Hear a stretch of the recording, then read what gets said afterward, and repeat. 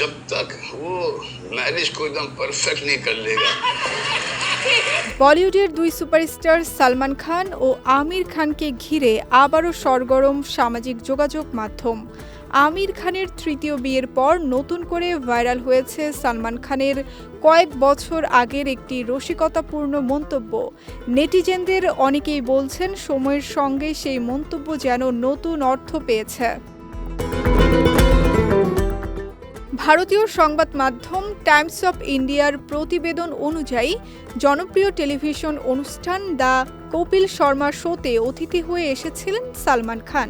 অনুষ্ঠান চলাকালে সঞ্চালক কপিল শর্মা আমির খানের প্রসঙ্গ তুললে নিজের স্বভাবসুলভ ভঙ্গিতে সালমান খান বলেন, আমির একজন পারফেকশনিস্ট, একদম পারফেক্ট না হওয়া পর্যন্ত সে বিয়ে করেই যাবে।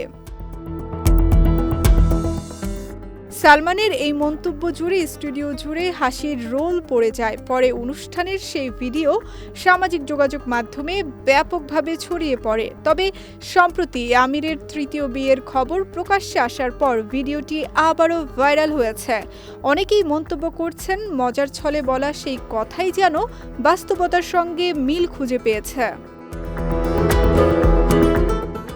সম্প্রতি দীর্ঘদিনের সঙ্গী গৌরী স্প্র্যাটকে বিয়ে করেছেন আমির খান। মুম্বাই পরিবারের সদস্য ও ঘনিষ্ঠ স্বজনদের উপস্থিতিতে তাদের বিয়ের আনুষ্ঠানিকতা সম্পন্ন হয়। বিয়ের ছবি প্রকাশ্যে আসার পর ভক্ত অনুরাগীদের শুভেচ্ছার পাশাপাশি আলোচনায় আসে অভিনেতার ব্যক্তিগত জীবনও। আমির প্রথম বিয়ে করেছিলেন রীনা দত্তকে। সেই সংসার ভেঙে যাওয়ার পর 2005 সালে তিনি বিয়ে করেন নির্মাতা কিরণ রাওকে।